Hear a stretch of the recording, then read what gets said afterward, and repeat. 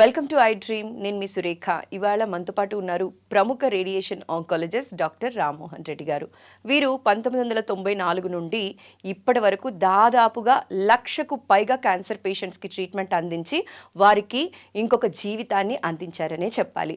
వీరికి 2016లో బ్రెస్ట్ క్యాన్సర్కి వీరు చేసిన సర్వీసెస్కి గిన్నీస్ వరల్డ్ రికార్డ్ని కూడా కైవసం చేసుకున్నారు. వారితో మాట్లాడి క్యాన్సర్ గురించి మనకు తెలియని ఎన్నో విషయాలు తెలుసుకుందాం. అండ్ ఎక్కువ మంది క్యాన్సర్ పేషెంట్స్ ఆంకాలజిస్ట్ దగ్గరికి థర్డ్ స్టేజ్లో మాత్రమే వెళ్తున్నారు. ఎందుకు ఫస్ట్ స్టేజ్లో ఉన్నప్పుడే గుర్తించట్లేదు? ప్రికాషన్స్ తీసుకోలేక విఫలమవుతున్నామా? క్యాన్సర్ రేట్ రోజు రోజుకి ఎందుకు పెరుగుతుంది అనే అంశాలన్నీ వారితో మాట్లాడి తెలుసుకుందాం. నమస్కారం అండి. నమస్తే సురేఖ. ఎలా ఉన్నారు సార్? గుడ్ సార్, అసలు క్యాన్సర్ అంటే ఏంటి సార్? సింపుల్గా చెప్పాలి అంటే క్యాన్సర్ అంటే అనేక డిసీజుల్ని కలిపి, అనేక జబ్బుల్ని కలిపి ఒకే పేరు పెట్టేశారు. క్యాన్సర్ అంటే నార్మల్ కణజాలంలోనే ఒక చిన్న తేడా వస్తుంది. నార్మల్ కణజాలం మన శరీరంలో అనునిత్యం డివైడ్ అవుతూనే ఉంటుంది. 1, 2గా 2, 4గా విభజన చెందుతూనే ఉంటాయి. మన అవసరాలకు కావచ్చు, చిన్న చిన్న ఇంజురీస్ అయినప్పుడు మానడానికి కావచ్చు, ఇంకా గ్రోత్ గురించి కావచ్చు, ఇలాంటి కారణాలతో బాడీలో అన్ని కణాలు డివైడ్ అవుతూనే ఉంటాయి. మిలియన్స్ ఆఫ్ డివిజన్స్ మన జీవితకాలంలో అవి అండర్గో అవుతాయి. అయినప్పటికీ కూడా ఎక్కడా డీవియేషన్ రాకుండా ఉండగలగడమే విచిత్రం. ఒక చిన్న డీవియేషన్ వస్తే అందులో నుంచి క్యాన్సర్ వస్తుంది. కణజాలంలో విభజన చెందడంలో ఒక చిన్న తేడా నుంచి క్యాన్సర్ వస్తుంది. అలాంటి తేడాలు చాలాసార్లు మన శరీరంలో వస్తే కూడా మన శరీరంలోని ఇమ్యూనిటీ సిస్టమ్ వాటిని అనేక సార్లు చంపేస్తుంది. ఓకే.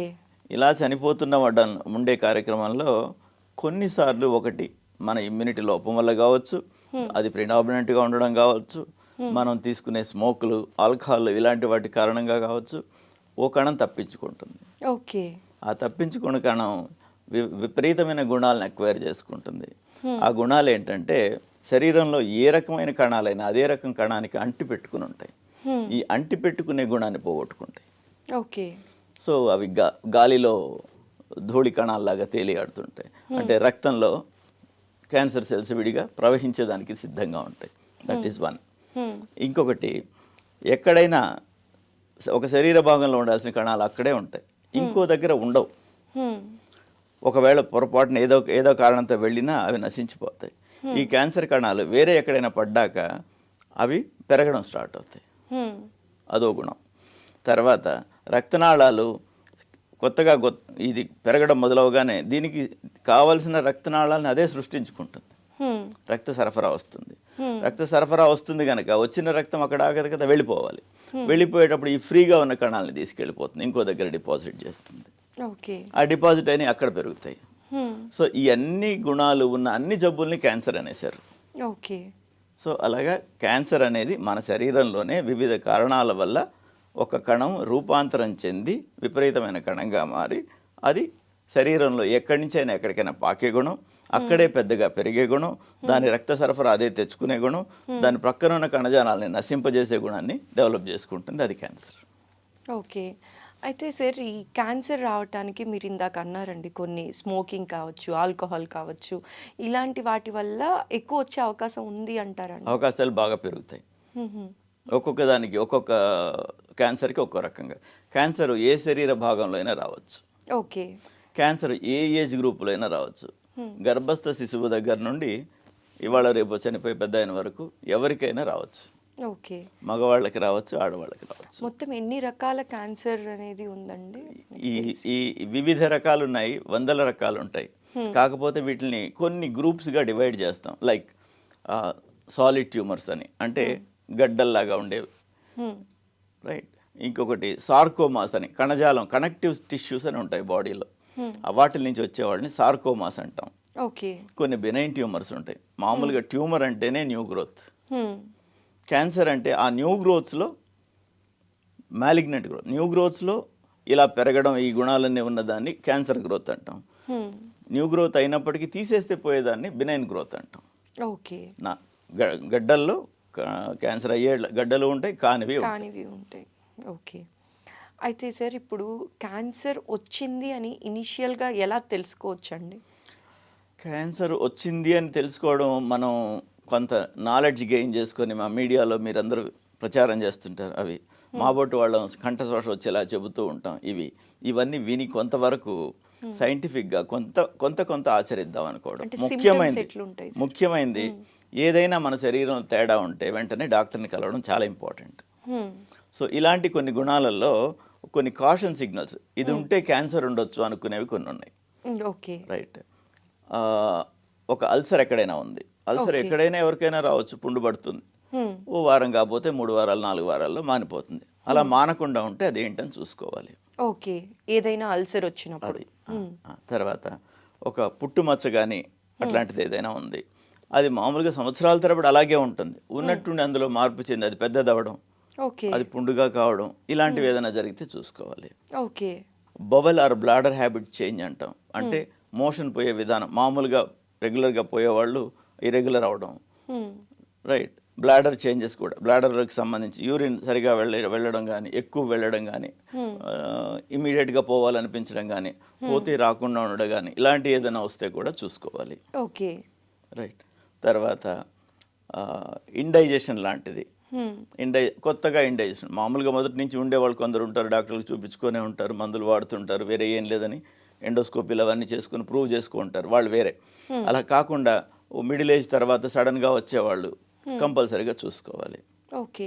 ఇలాగా హోర్స్నెస్ ఆఫ్ వాయిస్, మనకందరికీ గొంతురాపు అనేది సహజంగా వస్తుంది సర్ది చేసినప్పుడు, అలాంటప్పుడు అలాంటిది ఒక వారం కాకపోతే 2-3 వారాల్లో తగ్గిపోవాలి. పోవట్లేదు, అది ఎందువల్ల తగ్గట్లేదని చూసుకోవాలి. ఓకే. ఇలాంటి గుణాలన్నింటినీ మనం ఏదైనా వచ్చినప్పుడు చూసుకోవడం. ఇంకొకటి discharge anywhere in the body.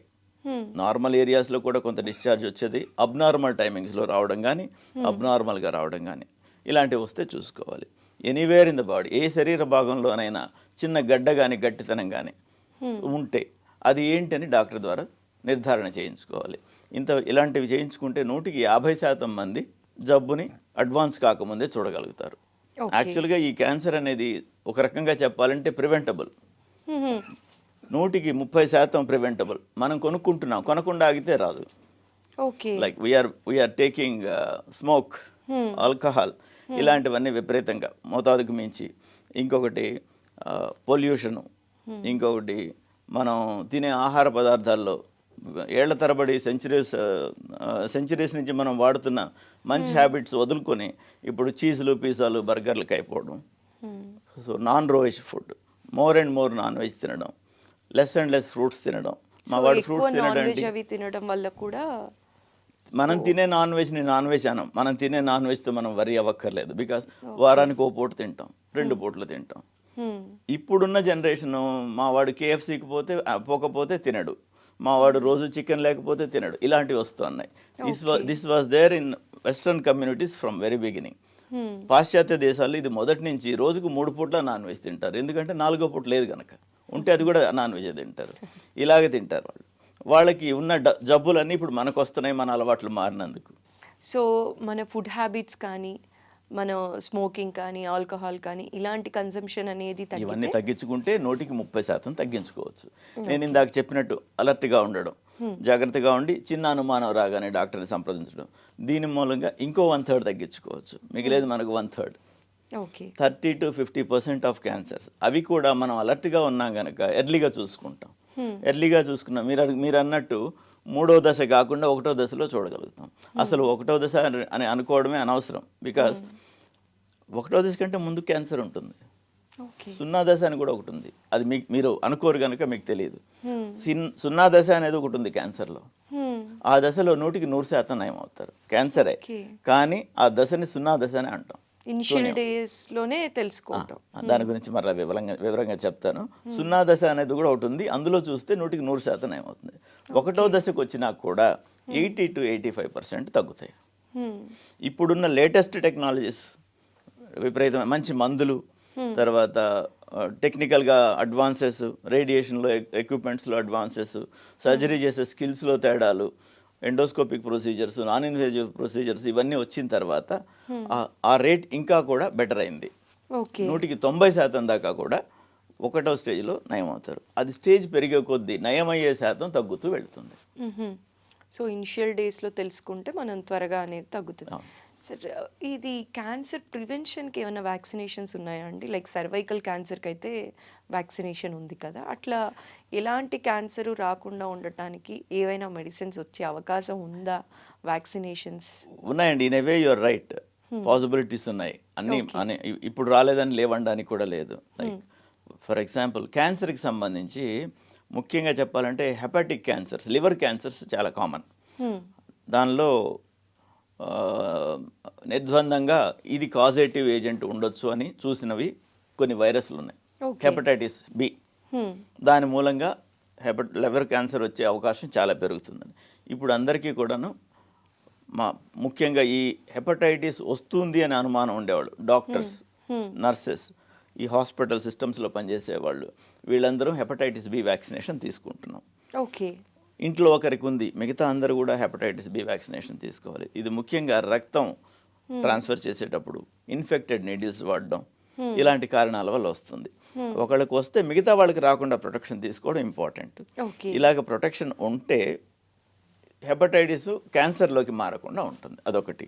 And cancer cervix అంటే నిన్న మొన్న మీరు వినే ఉంటారు, న్యూస్ పేపర్లలో అంతా బాగా వచ్చి చూసుంటారు. పూనం పాండే గారు చనిపోయినట్టు ప్రకటన చేశారు, తర్వాత బతుకున్నారన్నారు.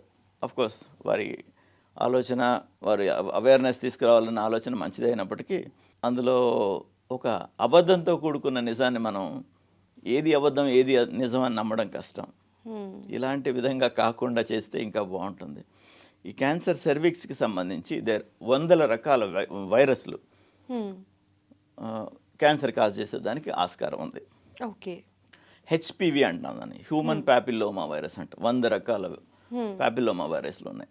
అవి కొన్ని బినైన్ ప్రాబ్లమ్స్ని, కొన్ని మ్యాలిగ్నెంట్, కొన్ని క్యాన్సరస్ ప్రాబ్లమ్స్ని ఈ సర్వీక్స్కి సంబంధించి కాజ్ చేసేదానికి ఆస్కారం ఉంది. వీటిలలో ముఖ్యంగా ఒక 4 స్ట్రెయిన్స్, స్ట్రెయిన్ 6, 16 ఇలాంటివి ఒక 4 స్ట్రెయిన్స్ కామన్గా ఈ క్యాన్సర్ పేషెంట్స్, సర్విక్స్ క్యాన్సర్ పేషెంట్స్లో నోటీస్ చేస్తున్నాం. 100కి 70 మంది గర్భసంచికి ముఖద్వారం దగ్గర క్యాన్సర్ ఉన్న వాళ్ళల్లో ఈ వైరస్ డిటెక్ట్ అయింది. సో దీన్ని బట్టి, మిగతా స్టడీస్ని బట్టి ఈ వ్యాక్సిన్ తీసుకుంటే దాదాపు 70% వరకు ఈ ఇన్ఫెక్షన్ని ప్రివెంట్ చేస్తే తద్వారా క్యాన్సర్ని ప్రివెంట్ చేయొచ్చు అని. సో ఇప్పుడు మన దేశంలో కూడా కామన్గా hepatitis human papilloma virus vaccination 4 strain vaccine అందరికీ ఇస్తున్నాం. అండ్ గైనకాలజిస్టులు ఎంకరేజ్ చేస్తున్నారు, మేము ఎంకరేజ్ చేస్తాం. అండ్ యాక్చువల్గా గవర్నమెంట్ సైడ్ నుంచి కూడా ఇలాంటి నోటిఫికేషన్స్ రావడం, వాళ్ళు ఇంప్లిమెంటేషన్ దశకి తీసుకురావడం చాలా ముఖ్యం. దీని మూలంగా ముఖ్యమైన ఇన్ఫెక్షన్కి related cancers to the cervix తగ్గిపోతాయి. ఓకే, ఈ సర్వైకల్ క్యాన్సర్ ప్రివెన్షన్కి వ్యాక్సిన్ ఏదైతే తీసుకోవాలో ఏ ఏజ్ గ్రూప్లో తీసుకోవచ్చు? 8 నుంచి 29 వరకు తీసుకోమని వెస్ట్రన్ కమ్యూనిటీస్ చెప్తారు. ఓకే, దాదాపు 8 నుంచి 35 వరకు కూడా తీసుకోవచ్చు. అంతకంటే తర్వాత అవసరం లేదు. ఎందుకంటే ఆ వైరస్ ఇన్ఫెక్షన్ వచ్చి జబ్బు కాజ్ చేయడానికి దాదాపు 20 ఏళ్ళు కావాలి. సో ఈ ఏజ్ గ్రూప్స్లో వాళ్ళకి చాలా ముఖ్యంగా 35 లోపల తీసుకుంటే కూడా 55-60 దాకా ప్రొడక్టివ్ ఇయర్స్ అవుతుంది. దాని తర్వాత ఈ వైరస్ వచ్చే ఆస్కారం బాగా తగ్గుతుంది, అందువల్ల అవసరం లేదు. ఓకే, అయితే సార్ ఇప్పుడు చూసినట్లయితే ఆడవారిలో ఎక్కువగా బ్రెస్ట్ క్యాన్సర్ అనేది చూస్తూ ఉన్నాం కదండి. సో ఈ బ్రెస్ట్ క్యాన్సర్ అవేర్నెస్ ఉన్నప్పటికీ కూడా ఎంతమంది డాక్టర్ దగ్గరికి వెళ్తున్నారండి చెకప్స్ కోసం రెగ్యులర్గా? చాలా తక్కువ మంది అనే చెప్పాలి. ఎన్ని ప్రోగ్రామ్స్ చేసి అవేర్నెస్ అని చెప్పుకుంటున్నప్పటికీ కూడా ఫ్యామిలీ మెంబర్స్ కూడా ఆడవారికి అవేర్నెస్ క్రియేట్ చేసి వాళ్ళని హాస్పిటల్ వరకు పంపించట్లేదు. సో ఎక్కడ మార్పు రావాలి అంటారు? ఎంతవరకు అవసరం అంటారు? బ్రెస్ట్ క్యాన్సర్ మనకు అంతకుముందు కామన్ క్యాన్సర్ కాదు. స్థానానికి సంబంధించిన cancer was a relatively rare cancer. మనం సెడెంటరీ హ్యాబిట్స్ నేర్చుకున్నాం. కూర్చుంటాం, ఆఫీస్లోనే కూర్చుంటాం, ఎక్కడికి వెళ్తాం, పడుకుంటాం. ఇలాంటి హ్యాబిట్స్ వల్ల కొంత ఒబేసిటీ, కొంత విపరీతమైన డైటరీ హ్యాబిట్స్, కొంత రిఫైన్డ్ షుగర్స్, కొంత రిఫైన్డ్ ఆయిల్స్ విపరీతంగా, రీబాయిల్డ్ ఆయిల్స్ ఇవన్నీ తీసుకోవడం మూలంగా ఇలాగవుతుంది. మనకు బ్రెస్ట్ని ఎప్పటి నుంచి ఎగ్జామినేషన్ చేసుకోవాలి అంటే స్కూల్ దశలోనే ఎగ్జామినేషన్ చేసుకోవడం నేర్చుకోవాలి. 8-9 తరగతుల విద్యార్థుల దగ్గర నుంచే నేర్చుకోవాలి. ఎందుకు అనేది నేను చెప్తాను. ఇది సర్ఫేస్ టిష్యూ, శరీరంలో స్కిన్ కింద మాత్రమే ఉంది, along with some breast glands, కొంత కొవ్వు పదార్థం అక్కడ ఉంటుంది. దాన్ని చూసుకొని అదేంటి అని జాగ్రత్త తీసుకోవడం నేర్చుకుంటే ప్రాబ్లం లేదు. సో సెకండ్ డెకేడ్లో 10 నుంచి 20 సంవత్సరాల మధ్యలో 100కి 10 నుంచి 20 మందికి చిన్న చిన్న గడ్డలు ఉంటాయి. స్తనం సంబంధించిన గ్రంథులు కాక చిన్న చిన్న గడ్డలు ఉంటాయి. వాటిని ఫైబ్రో అడినోమాస్ అంటాం కామన్గా. ఈ ఫైబ్రో అడినోమాస్ చూసుకుంటే తీసి పడేస్తే పోతాయి. ఈ ఫైబ్రో అడినోమాస్ అలా వదిలేస్తే 10 నుంచి 15 సంవత్సరాలు 20 సంవత్సరాల తర్వాత క్యాన్సర్గా ట్రాన్స్ఫార్మ్ అవుతాయి. ఓకే. సో చూసుకోగలిగినప్పుడు చూసుకొని తీసేయడం మంచిది. ఒకవేళ చూసుకున్నా కూడా కొంతమంది ఇగ్నోర్ చేస్తారు. వాళ్ళు 10 ఏళ్ళుగా చూస్తుంటారు. 11వ సంవత్సరం నా దగ్గరకు వస్తారు. అమ్మా ఇది మంచిది కాదు, ఇది తీసేసుకోవాలి, క్యాన్సర్గా మారుతుందని నేను చెప్తాను. పిచ్చోళ్ళలాగున్నాడు ఈ డాక్టర్, 10 ఏళ్ళుగా నాకుంది, నన్ను ఏం చేయలేదు, వచ్చాను కదా అని కోసేద్దాం, డబ్బులు తీసుకుందాం అనుకుంటున్నాడు అని అనుకోగలరు. ఓకే. అది విషయం ఏంటంటే 10 ఏళ్ల తర్వాత 20 ఏళ్ల తర్వాతే అది మార్పు చెందేది. నువ్వు మొదలు చూసినప్పుడే తీసేస్తే చక్కగా తీసేయించుకుంటావు. మధ్యలో వచ్చేటప్పటికి 10 ఏళ్ళుగా ఉంది నాకు, అదేం కాదు, రైట్. అలాంటి యూజువల్గా ప్రెగ్నెన్సీలో ఇంకా పెద్దవి కావచ్చు, ఇంకా పోను ఇబ్బంది కలిగించవచ్చు. అప్పుడు అలవాటు అయిపోయింది కనుక వాళ్ళు పట్టించుకోరు. సో అది నొప్పి కాజ్ చేసినప్పుడు వస్తారు తర్వాత. నొప్పి ఎప్పుడు కాజ్ చేస్తుంది? క్యాన్సర్లో నొప్పి అనేది చాలా చాలా ఆఖరి లక్షణం, త్వరగా వచ్చే గుణం కాదు అది. క్యాన్సర్ పక్కనున్న నర్వ్నో పక్కనున్న మొబిలిటీనో అక్కడ కదలికనో దేనో ఇబ్బంది పెడితేనే మనకు నొప్పి వస్తుంది. అందువల్ల నొప్పి అనేది చాలా లేట్ సిమ్టమ్ కాబట్టి నొప్పి కోసం వెయిట్ చేయొద్దు. మనకు తెలియంది, అర్థం కాంది, కొత్తగా ఉండేది, విపరీతంగా ఉండేది, సాధారణం కాంది శరీరంలో ఎక్కడ ఎప్పుడు చూసినా వెంటనే డాక్టర్ని సంప్రదించి నయం చేసుకోగలగాలి. ఇప్పుడు 40 years క్రాస్ చేసిన వాళ్ళకి ఇయర్లీ వన్స్ చెకప్ ఖచ్చితంగా వెళ్ళాలి అని అంటూ ఉన్నారు కదండి. సో ఏ ఏజ్ గ్రూప్ వాళ్ళు ఇయర్లీ వన్స్ వెళ్ళాల్సి ఉంటుంది? ఏ ఏజ్ గ్రూప్ దాటిన తర్వాత నుంచి రెగ్యులర్ చెకప్స్ అనేవి అవసరం అంటారండి? క్యాన్సర్కి స్క్రీనింగ్ అని అంటామండి. ఈ స్క్రీనింగ్ అంటే మెజారిటీ ఆఫ్ పీపుల్లో తక్కువ ఖర్చుతో చాలా వరకు డయాగ్నోస్ చేసే ఒక విధానాన్ని స్క్రీనింగ్ టెస్ట్ అంటాం. ఇంతమంది పాపులేషన్లో చేయడం చిన్న పని కాదు కనుక బాగా లిమిటెడ్గా బాగా తక్కువ ఖర్చుతో ఉండేవిగా చూస్తాం. అవి ఏజ్ ఒక్కొక్క దగ్గర ఒక్కొక్క రకంగా ఏజ్ నిర్ధారణ చేస్తారు. ఒక్కొక్క దేశం ఒక్కొక్క రకమైన నామ్స్ ఫాలో అవుతుంది. మేము 23-24 ఏళ్ల వయసులోనే క్యాన్సర్ సర్వీస్ చూసాం. మామూలుగా వాళ్ళు 30 years 35 years అంటారు. సో స్క్రీనింగ్ అనేది 35 years అనుకుంటే 23rd వచ్చే వాళ్ళని ఎక్కడ చూడాలి? సో ముఖ్యంగా చెప్పాలంటే వన్స్ మెరైటల్ లైఫ్ స్టార్ట్ అయినాక 2-3 సంవత్సరాలకి అంతా ప్యాప్స్మియర్ అనేది తప్పనిసరిగా ఒకసారి చేయించుకోవాలి. అందులో అబ్నార్మాలిటీస్ ఉంటే ఎవ్రీ ఇయర్ చేయించుకోవాలి. అన్నీ నార్మల్గా ఉంటే ఎవ్రీ 2-3 yearsకి ఒకసారి చేయించుకుంటే సరిపోతుంది.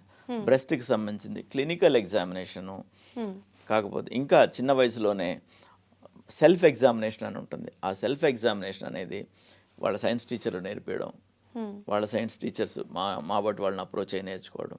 ఆ సెల్ఫ్ ఎగ్జామినేషన్లో ఏంటంటే బ్రెస్ట్ ఎలా ఉంటుంది అనే ఇంప్రింట్ వాళ్ళ బ్రెయిన్లో ఉండిపోతుంది. నా బ్రెస్ట్ ఇలా ఉంటుంది అని వాళ్ళు చెప్పగలుగుతారు. చిన్న ఎగ్జామినేషన్ చేసే విధానం అది పెద్ద కష్టమైంది కాదు.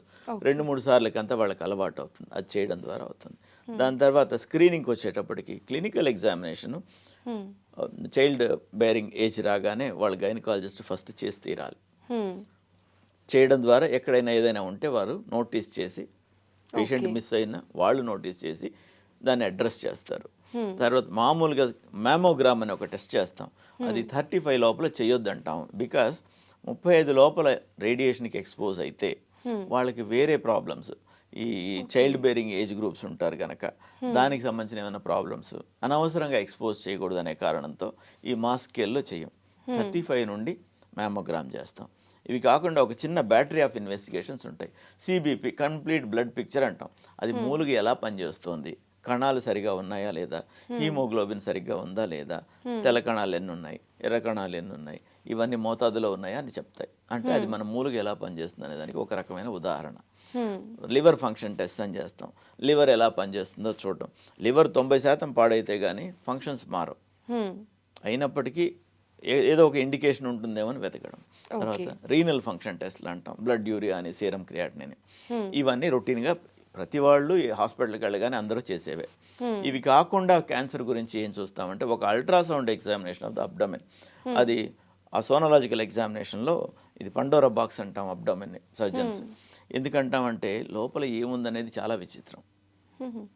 ఎక్కడ అనేక ఆర్గన్స్ ఉన్నాయి, ఏ ఆర్గన్ నుంచి ఆరిజిన్ ఉందో తెలియదు.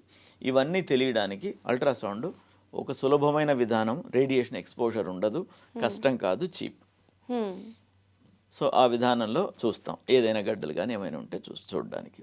తర్వాత ఎప్పుడైనా ఏదైనా డిశ్చార్జెస్ ఉంటే చూసుకోగలగడం, రైట్. అండ్ ఎనీ టైం మోషన్లో ఏమైనా బ్లడ్ కానీ యూరిన్లో ఏమైనా బ్లడ్ కానీ వస్తే అది ఎందువల్ల అనేది చూసుకోగలగడం. ఈ వీటి కోసం అక్కల్ట్ బ్లడ్ అని చేస్తాం. మోషన్లో అక్కల్ట్ బ్లడ్ ముఖ్యంగా ఆ ఫ్యామిలీలో కోలానికి సంబంధించిన ప్రాబ్లమ్స్ ఉండే వాళ్ళకి అది చాలా ఇంపార్టెంట్. తర్వాత ఈ అల్ట్రాసౌండ్ ద్వారానే ఉమెన్లో యూట్రస్ ఎలా ఉందో వివరంగా తెలుస్తుంది, ఓవరీస్ ఎలా ఉన్నాయో వివరంగా తెలుస్తాయి, కిడ్నీస్ ఎలా ఉన్నాయి, మిగతావన్నీ చక్కగా తెలుస్తాయి. అందువల్ల చాలా వరకు ప్రివెంటివ్గా ఉంటుంది. లేడీస్కి అయితే తప్పనిసరిగా ప్యాప్స్మియర్ 35 తర్వాత అడ్వైజ్ చేస్తున్నారు. ఆ విధంగా తప్పనిసరిగా ప్యాప్స్మియర్ చేయించుకోవాలి, మ్యామోగ్రామ్ చేయించుకోవాలి. వీటితో చాలా వరకు తెలుస్తాయి. అది కాక ఒక ట్యూమర్ మార్కర్ అంటాం, CA-125 అంటాం. అది ఓవరీకి సంబంధించిన క్యాన్సర్స్లో ముఖ్యంగా కొంచెం ఎలివేటెడ్గా ఉంటుంది. దాన్ని బట్టి మనం అడ్రస్ చేయొచ్చు. అదే జెంట్స్లో అయితే 50 సంవత్సరాల తర్వాత ప్రోస్టేట్ క్యాన్సర్స్ కామన్. 50 సంవత్సరాల తర్వాత PSA అని ఒక చిన్న బ్లడ్ టెస్ట్. దీని ద్వారా ఇవన్నీ చేసుకోగలిగి హెల్దీ హ్యాబిట్స్ ఉంటే 100కి 50 మందికి రాదు, 50 మందికి రావాల్సిన వాళ్ళకి రాదు. ఓకే. క్యాన్సర్ ఇన్సిడెన్స్ 100కి 50% తగ్గుతుంది. సో ఈ జాగ్రత్తలని మనం ఖచ్చితంగా పాటించాలి అని అంటారు.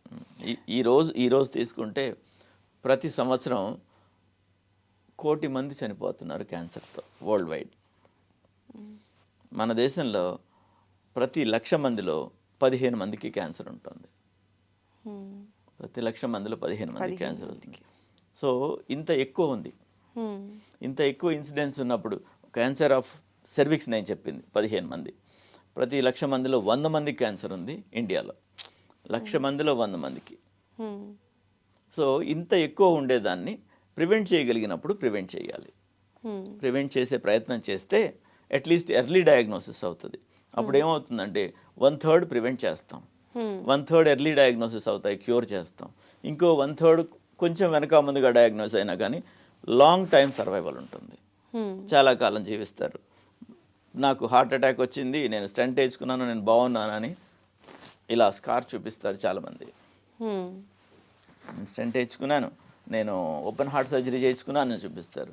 క్యాన్సర్ వచ్చి తగ్గిన వాళ్ళు నాకు క్యాన్సర్ వచ్చి తగ్గిందని చెప్పరు, దాచుకుంటారు. ఆ స్టిగ్మా ఉంది. ఇంకా వచ్చిన వాళ్ళు తగ్గిన వాళ్ళు చెప్తే అవతల వాళ్ళు నేను బాగవుతానని ఆస్పిరేషన్తో ప్రతి వాళ్ళు ట్రీట్మెంట్కి వస్తారు. తర్వాత చిన్న చిన్న హాస్పిటల్స్లో ఊర్లలో ప్రైమరీ హెల్త్ కేర్ ఇచ్చేవాళ్ళే ఉంటారు. ఈవెన్ RMPలు చాలా వరకు చాలామందిని చిన్న చిన్న విషయాల్లో సేవ్ చేస్తారు. ఇలాంటి ముఖ్యమైనది వచ్చినప్పుడు క్యాన్సర్ వచ్చింది ఇంకెందుకులే ఇలాంటివి అనకుండా క్యాన్సర్ లా ఉంది చూసుకోండి, క్యాన్సర్ లా ఉంది వెరిఫై చేసుకోండి, ఇలాంటి సలహా ఇవ్వడం మూలంగా ఇంకొంచెం. సో టోటల్గా ప్రివెంటబుల్ 1/3 ఉన్నాయి, క్యూరబుల్ 1/3 ఉన్నాయి. 1/3కే సఫర్ అవ్వాలి. ఆ 1/3ని కూడా చాలా ఏళ్ళు బతికించవచ్చు. కాబట్టి దాదాపు బాగా అడ్రస్ చేయగలుగుతాం క్యాన్సర్ని. సో ఇప్పుడు ట్రీట్మెంట్ ఎలా ఉంటుందండి క్యాన్సర్ పేషెంట్స్కి? ట్రీట్మెంట్ ఎర్లీగా చేసుకుంటే ఎంత సింపుల్గా ఉంటుందో, లేట్ అయ్యే కొద్దీ అంత కాంప్లెక్స్ ఉంటుంది. మామూలుగా క్యాన్సర్ ట్రీట్మెంట్ని మల్టీ మోడల్ ట్రీట్మెంట్ అంటాం. అంటే వివిధ పద్ధతులు అవలంబించి మాత్రమే క్యూర్ చేయగలం. ఒక పద్ధతిలో చేయలేం. ఫర్ ఎగ్జాంపుల్ ఒక అపెండిక్స్ వచ్చింది, ఆపరేషన్ చేస్తాం, క్యూర్ అయిపోతుంది, రైట్. అలా కాకుండా దీంట్లో ఒక కాంబినేషన్ ఆఫ్ థెరపీస్, ఒక సర్జరీ కావచ్చు, ఒక రేడియేషన్ కావచ్చు, కీమోథెరపీ కావచ్చు, ఇమ్యూనోథెరపీ కావచ్చు, ఇంకా మోనోక్లోనల్ యాంటీబాడీస్ అని ఇంకొన్ని వచ్చాయి, న్యూక్లియర్ మెడిసిన్ అని చెప్పి కొత్త ఒక విభాగం వచ్చింది. ఇన్ని రకాలు ఒకే జబ్బులో ఇన్ని కాంబినేషన్స్ వాడి అన్నీ వాడగలసిన అవసరం ప్రతి వాళ్ళకి లేకపోవచ్చు. 2-3 డిఫరెంట్ కాంబినేషన్స్ వాడి నయం చేయాలి. సో మనం ఇప్పుడు క్యాన్సర్ సెర్విక్స్ గురించి మాట్లాడుతున్నాం కనుక క్యాన్సర్ సెర్విక్స్లో బాగా ఎర్లీగా ఉందనుకుందాం. స్టేజ్ వైజ్ చెప్తాను. స్టేజ్ 0 అంటాం. స్టేజ్ 0 అంటే మనం ప్యాప్స్మియర్లో మాత్రమే కనుక్కోగలుగుతాం. వారికి సిమ్టమ్స్ ఉండవు, జబ్బు ఉండదు. క్యాన్సర్ ఎంత విచిత్రమైన క్యాన్సర్ అంటే ఇది ఏండ్లు పడుతుంది 180 మందిలో 10 సంవత్సరాలు పడుతుందేమో క్యాన్సర్ ఇది స్టార్ట్ అయ్యి క్యాన్సర్ చేంజెస్ స్టార్ట్ అయ్యి క్యాన్సర్ రావడానికి 10 నుంచి 15 ఏళ్ళు పట్టొచ్చు. సో స్క్రీనింగ్ ఉంటే దొరికిపోతారు కదా. సో కార్సినోమా ఇన్ సిటు అనేది స్టేజ్ 0. దానికంటే ముందే కూడా కనుక్కోవచ్చు దీన్ని. సో అలాంటి దశల్లో కనుక్కోవడానికి ప్యాప్స్మియర్ ముఖ్యమైనది. కార్సినోమా ఇన్ సిటు అప్పుడైతే పూర్తి గర్భసంచి కూడా తీయకుండా కూడా ట్రీట్ చేయగలుగుతాం. Okay, right. దాని తర్వాత ఫస్ట్ స్టేజ్కి వచ్చి ఇక్కడంతా 100% క్యూర్. ఫస్ట్ స్టేజ్కి వచ్చింది అనుకుందాం, 80%కి పడిపోతుంది ఆ క్యూర్ రేట్ అనేది. ఓకే, ఫస్ట్ స్టేజ్కి వస్తే వయసును బట్టి వాళ్ళ ఇదిని బట్టి సర్జరీ కానీ రేడియేషన్ కానీ ఇచ్చి నయం చేస్తాం. ఓకే, స్టేజ్ 2కి వెళితే ప్రిఫరబుల్లీ రేడియేషన్కి వెళ్తాము పెద్దవాళ్ళు అయితే. చిన్నవాళ్ళు అయితే సర్జరీ చేసి ఆ మార్జిన్స్లో ఏమైనా జబ్బు ఉందా, నోట్స్లో ఇంకెక్కడైనా జబ్బు ఉందా, ఇంకేమైనా అవసరం ఉందా అనే దాన్ని బట్టి రేడియేషన్ కూడా యాడ్ చేస్తాం. అండ్ రేడియేషన్ డైరెక్ట్గా చేయగలిగితే కూడా తగ్గిపోతుంది పెద్దవాళ్ళకి. అందుకని ప్రిఫరబుల్లీ రెండు రకాల ఎక్స్పోజ్ చేయడం దేనికని ప్రిఫరబుల్గా సర్జరీ చేస్తాం. స్టేజ్ 3లో కూడా క్యూరబుల్ డిసీజు, టోటల్ క్యూర్ కాదు, ఆ క్యూర్ పర్సంటేజ్ తగ్గుతూ వస్తుంది. స్టేజ్ 3 అంటే బోన్స్ దాకా కూడా పాకిపోయి ఉంటుంది, బోన్స్ లోపలికి వెళ్ళదు, బోన్స్ దాకా కూడా అయినప్పటికీ తగ్గుతుంది. రేడియేషన్ ద్వారా చికిత్స చేస్తాం. ఆ రేడియేషన్ 2 రకాలుగా ఉంటుంది. ఒకటి ఎక్స్టర్నల్ బీమ్ రేడియేషన్ అని బయట నుండి ఇస్తాం. తర్వాత ఇంటర్నల్ రేడియేషన్ అంటాం, లేదంటే బ్రాకీథెరపీ అంటాం. దాన్ని యూటరస్లోను వజైనల్ ఇదిలోను ఆ ఏరియాలలో ఎక్కడైతే జబ్బు ఆరిజిన్ ఉందో ఆ ఏరియాలో హయ్యర్ డోసెస్, బాడీకి వేరే సైడ్ ఎఫెక్ట్స్ ఏం రాకుండా అక్కడ ఎక్స్ట్రా డోస్ ఆఫ్ రేడియేషన్ ఇచ్చి పూర్తిగా నయం చేయగలుగుతాం. స్టేజ్ 4A అంటాం. స్టేజ్ 4A అంటే ముందున్న బ్లాడరో వెనుకున్న యూటరసో ఇన్వాల్వ్ అయ్యి, వెనుకున్న రెక్టమో ఇన్వాల్వ్ అవుతాయి. మూత్రం సంచి కానీ మోషన్ పోయే పేగు కానీ ఇన్వాల్వ్ అవ్వచ్చు. అవి కూడా పెల్విక్ ఎక్సెంట్రేషన్ లాంటి సర్జరీస్ చేసి అడిషనల్ ట్రీట్మెంట్స్ ఇచ్చి లాంగ్ సర్వైవల్స్ తీసుకొచ్చేదానికి ఆస్కారం ఉంది. అయినప్పటికీ అంత లాంగ్ సర్వైవల్స్, క్యూర్స్ అనేవి నాట్ పాసిబుల్. అందుకని ఎర్లీగా చూసుకోవడం. ఈ కార్సినోమా ఇన్ సిటులోనే చూడాలి. చూస్తే 100% ఒకటో స్టేజ్ అన్నా చూసుకోవాలి, 180% ఇలాగ నయమయ్యే అవకాశాలు ఉంటాయి. ఇప్పుడు అడిషనల్ కీమోథెరపీ ద్వారా అడిషనల్ బెనిఫిట్స్ కూడా తీసుకొస్తున్నాం. అయితే ఇప్పుడు బ్రెస్ట్ క్యాన్సర్కి కూడా ట్రీట్మెంట్స్, బ్రెస్ట్ గురించి ఇందాక మాట్లాడుతున్నారు, మనం మాటల్లో డీవియేషన్ తీసుకున్నాం. బ్రెస్ట్ క్యాన్సర్ ఈ స్క్రీనింగ్లో చూసుకోవడం, దాని తర్వాత మ్యామోగ్రామ్లో తెలుసుకోవడం, దాని తర్వాత వాళ్ళని మా దగ్గరికి పేషెంట్ ఎవరైనా వస్తే వాళ్ళకి ట్రీట్మెంట్ ఇచ్చేటప్పుడు వాళ్ళకి రిలేటెడ్ వాళ్ళందరికీ కూడా ఎడ్యుకేట్ చేసి పంపిస్తాం. ముఖ్యంగా బ్రెస్ట్ క్యాన్సర్ వచ్చింది, తల్లిదండ్రులు చూసుకోండి, మేనత్తలు చూసుకోండి, సిబ్లింగ్స్ చూసుకోండి అని అందరికీ చెప్తాం. That possibility is there in small percentage. ఆ స్మాల్ పర్సెంటేజ్కి ఎక్స్ట్రా కాషన్ ఇవ్వకపోతే కనుక్కోలేరు కదా, ఆ స్మాల్ పర్సెంటేజ్కి ఎక్స్ట్రా కాషన్ ఇవ్వడం. కొంతమంది ఫ్యామిలీస్లో కూడా ఉండొచ్చు, ఆ పర్సెంటేజ్ 1 to 2% ఉంటుంది.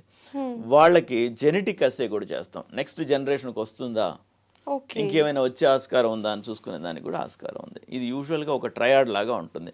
ఓవరీ క్యాన్సర్, పెద్దపేగుకి సంబంధించిన క్యాన్సర్, బ్రెస్ట్కి సంబంధించిన క్యాన్సర్, ఈ 3 ఒకటి ఉన్న వాళ్ళకి ఇంకోటి కూడా ఉండే ఆస్కారం ఉంటుంది. కాబట్టి ఈ 3 సిస్టమ్స్ని ఒకటి ఉన్నప్పుడు మిగతావన్నీ కూడా వాళ్ళ చుట్టాలందరిలో కూడా చూసుకోమని చెప్తాం.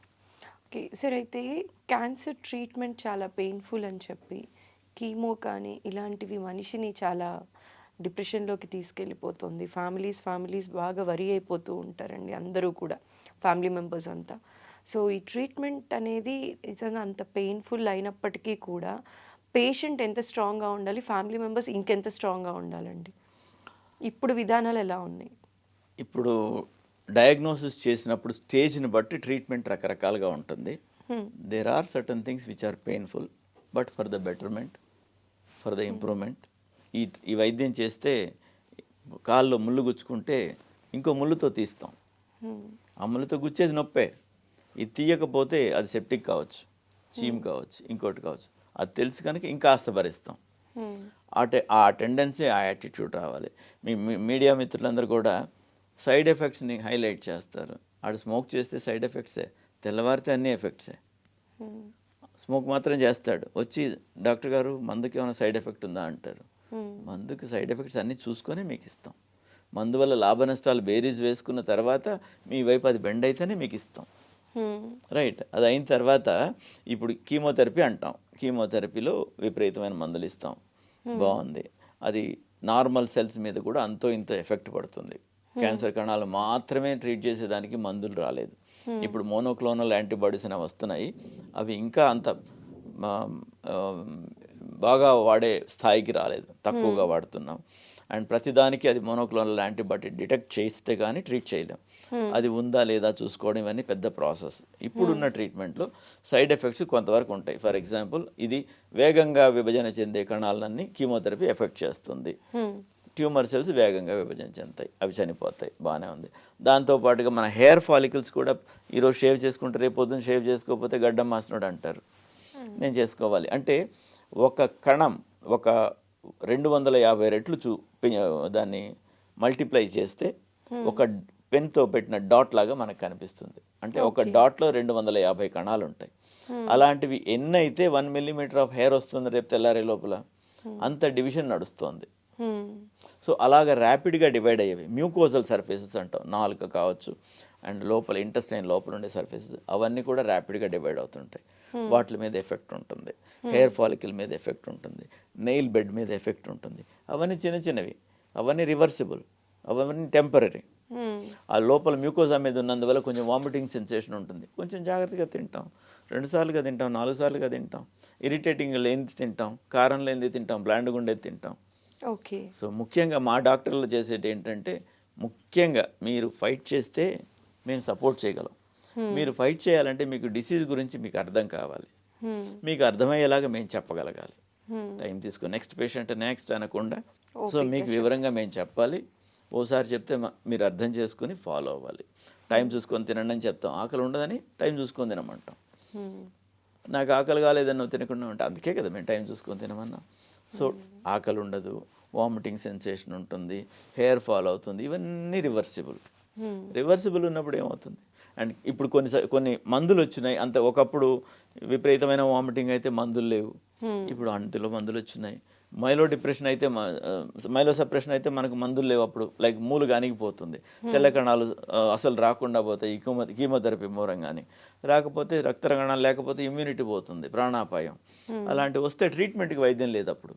ఇప్పుడు మోనోక్లోనల్, ఇప్పుడు వీటి ద్వారా స్టెమ్ సెల్స్ అని, తర్వాత ఇలాంటి రకరకాల మందులు వచ్చేస్తున్నాయి. అవన్నీ ఎలివేట్ చేసేదానికి పనిచేస్తాయి. రక్త కణాలు తగ్గకుండా ఎలివేట్ చేసేదానికి పనికి వస్తాయి. రక్తం తగ్గింది, రక్తం బయట నుంచి ఇవ్వచ్చు, రక్తం పెరిగేదానికి మందులు ఇవ్వచ్చు, ఇవన్నీ వచ్చున్నాయి. సైడ్ ఎఫెక్ట్స్ ఉంటే ఉండవచ్చు కాక మీ ప్రాణం కోసం మీరు చిన్న రిస్క్ చేయడమే, అది పెద్ద రిస్క్ ప్రాణం. పేషెంట్ కానీ ఫ్యామిలీ మెంబర్స్ కానీ ధైర్యంగా ఉంటే సరిపోతుంది, సపోర్ట్ చేయాలి. డిప్రెషన్ ఉంటుంది, నాకే ఎందుకు వచ్చింది, అంతమంది ఉన్నారు వాళ్ళకి రావచ్చు కదా, నేనేం పాపం చేశాను, నువ్వు పాపం చేయలేదు, నీకే రావడం కాదు, ప్రతి వాళ్ళకి ఆస్కారం ఉంది. మనకు 1,15,000 మందికి సర్వైకల్ క్యాన్సరే వస్తుంది, 1,100 మందికి వస్తుంది. 100 మందికి కాదు, ఇంకా ఎక్కువ మందికి కూడా రావాలి. మన డిఫెన్స్ సిస్టమ్స్ బాగుండి వాళ్ళందరినీ తగ్గించి 100కి తెచ్చింది. ఓకే, మన డిఫెన్స్ సిస్టమ్ బాగా పెట్టుకుందాం, యాక్టివ్గా ఉందాం, రోజు 1 గంట సేపు ఎక్సర్సైజ్ చేద్దాం, ఉదయం సాయంత్రం ఏదో ఒక టైంలో. ఎప్పుడు కాకపోతే బాత్రూమ్కి వెళ్ళేటప్పుడైనా కాసేపు జాగింగ్ చేసి వెళ్దాం, హెల్దీ ఫుడ్ తిందాం, మసాలాలు తగ్గించుకుందాం, వెజిటబుల్స్ ఎక్కువ తిందాం, ఫ్రూట్స్ ఎక్కువ తిందాం. ఇలాంటివి చేస్తే తప్పనిసరిగా క్యాన్సర్ వచ్చే అవకాశం బాగా తగ్గుతుంది. ఓకే సార్, చాలా ఇన్ఫర్మేషన్ ఇవాళ మా ప్రేక్షకులకి చెప్పారండి. చివరిగా ఆడవారికి బ్రెస్ట్ క్యాన్సర్ బారిన పడకుండా స్క్రీనింగ్ గురించి కానీ, ఎర్లీగా ఎలా డిటెక్ట్ చేయాలి అన్న విషయం గురించి కానీ మా ప్రేక్షకులకి మీరు చెప్పే మాట, సలహా అండి. క్లినికల్ ఎగ్జామినేషన్ చేయించుకోవాలండి, వయసుకు సంబంధించి చూసుకునే విధంగా. అండ్ చిన్న గడ్డ నోటీస్ చేసినా కానీ మీరు మీ డాక్టర్ కలిసినప్పుడు మాకు సెల్ఫ్ ఎగ్జామినేషన్ ఆఫ్ బ్రెస్ట్ నేర్పించండి అని అడిగి నేర్చుకోండి. ఓకే, అందరూ టైం తీసుకొని నేర్పించరు కనుక అడిగి టైం సెల్ఫ్ ఎగ్జామినేషన్ ఎలా చేయాలి అని చూసుకుని అలా చేయాలి. సెల్ఫ్ ఎగ్జామినేషన్ ఆఫ్ బ్రెస్ట్ అదొక్కటి నేను చెప్తానండి, ఫాలో అయినంత వరకు ఫాలో అవ్వండి. కాలర్ బోన్ ఉంటుంది, డ్రాప్ ఏ లైన్, ఒక స్ట్రైట్ లైన్ ఇమాజినరీగా గోయింగ్ త్రూ ద నిప్పుల్, అలా ఒక స్ట్రైట్ లైన్ అనుకోండి. And drop a line horizontally passing through both the nipples. Okay, so ఇలా చేసినందువల్ల 4గా డివైడ్ అయిపోతుంది ప్రతి బ్రెస్ట్. 4గా అయినాక ఒక్కొక్క పార్ట్ని ఇలాగ రోల్ చేసి చూడాలి, ఎందుకంటే ఇది సెన్సిటివిటీ తక్కువ ఉన్న ఏరియా, పామ్ అంటాం. ఓకే, పామ్ ఆర్ సర్ఫేసెస్ అదే ఇక్కడ పట్టుకుంటే పాల ఉత్పత్తి గ్రంథులన్నీ గడ్డలాగా తగులుతాయి. ఇది చాలా సెన్సిటివ్ ఏరియా. సో ఇక్కడ తాకితే గడ్డ అయితే మాత్రమే గడ్డలా తెలుస్తుంది, మిగతావన్నీ డిసప్పియర్ అయిపోతాయి. ఇలాగ రోల్ చేసుకుంటూ 4 భాగాలు చూడాలి. నిపుల్ స్క్వీజ్ చేసి ఏమైనా డిశ్చార్జ్ వస్తుందా, తెల్లగా కానీ ఎర్రగా కానీ ఏమైనా వస్తుందా. పాలు వచ్చే టైం పసిబిడ్డ తల్లులకి అయితే తప్పితే రావడానికి లేదు. వేరే ఏ డిశ్చార్జ్ వచ్చినా కానీ ఏ టైంలో వచ్చినా కానీ చూపించుకోవాలి. అదొకటి. 4 వైపులా అలా చూసుకున్న తర్వాత రెండో వైపు కూడా అలా చూసుకోవాలి. కుడి వైపు ఎడం చేత్తో, ఎడం వైపు కుడి చేత్తో చూసుకోవాలి. దాని తర్వాత ఆంపిట్ అగెయిన్స్ట్ ద బోన్, ఈ చేతి బోన్ వైపుకి ఇలాగ రోల్ చేసి చూడాలి. అదేవిధంగా చెస్ట్ వాల్ సైడ్కి ఇలా రోల్ చేసి చూడాలి.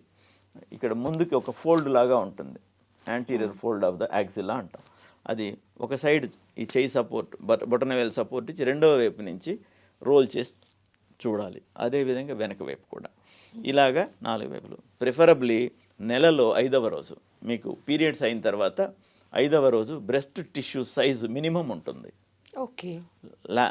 కాస్త మెదువుగా మృదువుగా ఉంటుంది, గట్టిగా ఉండదు. ఎగ్జామినేషన్కి అనువైన రోజు 1వ తారీఖు పీరియడ్స్ వచ్చేవాళ్ళు అయితే 2, 3, 4, 5 తారీఖుల్లో పీరియడ్స్ ఉంటాయి. పీరియడ్స్ ఉన్నా లేకున్నా 5వ తారీఖు నాడు మనం చూసుకోవాలి. పీరియడ్స్ వచ్చిన 5th డే ఆ రోజు లీస్ట్ సైజులో బ్రెస్ట్ ఉంటుంది. పీరియడ్స్కి ముందు బాగా టర్జిడ్గా మ్యాక్సిమం సైజులో ఉంటుంది. వాళ్ళకి ఎవ్రీ సైకిల్లో ఇంత చేంజెస్ అవుతున్నాయి. అందుకనే బ్రెస్ట్ క్యాన్సర్ అంత కామన్.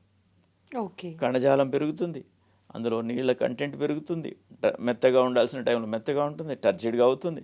అండ్ హార్మోనల్ ఇన్ఫ్లుయెన్సెస్ చాలా ఉంటాయి, ఈస్ట్రోజన్స్, ప్రొజెస్ట్రాన్స్, వాటి ఎఫెక్ట్స్ చాలా ఉంటాయి. అందుమూలంగా విపరీతమైన చేంజెస్ వల్లనే అక్కడ అంత కామన్గా క్యాన్సర్ వస్తుంది. మగవాళ్ళలో కూడా బ్రెస్ట్ క్యాన్సర్ వస్తుంది. మగవాళ్ళల్లో బ్రెస్ట్ క్యాన్సర్ వస్తుంది, కానీ వీళ్ళకి వచ్చే దానిలో కంపేర్ చేస్తే ఒక 1 to 2% ఉంటుంది ఫీమేల్తో. Because when you compare with the breast tissue of women, వీళ్ళది 1 to 2% ఉంటుంది. It is small button like tissue for men which is rudimentary breast. Okay. అందులో రావచ్చు, ఉంది కనుక ఆ టిష్యూ ఉంది కనుక రావచ్చు. సో వాల్యూమ్ ఎక్కువ కనుక పర్సంటేజ్ ఎక్కువ, వాల్యూమ్ తక్కువ కనుక పర్సంటేజ్ తక్కువ. ట్రీట్మెంట్ కూడా సేమ్. ఇది male breast cancer is also well known common entity. My God. So ఇలాగ చూసుకోవడం ద్వారా వాళ్ళు త్వరగా మా దగ్గరికి రావచ్చు, ట్రీట్ చేయగలుగుతాం. Okay, thank you so much sir. చాలా కన్ఫ్యూజన్స్కి ఇవాళ చెక్ పెడుతూ చాలా ఇన్ఫర్మేషన్ ఇవాళ మా ప్రేక్షకులకి అందించినందుకు మరోసారి స్పెషల్గా థ్యాంక్ యూ అండి. నమస్కారం. Thank you.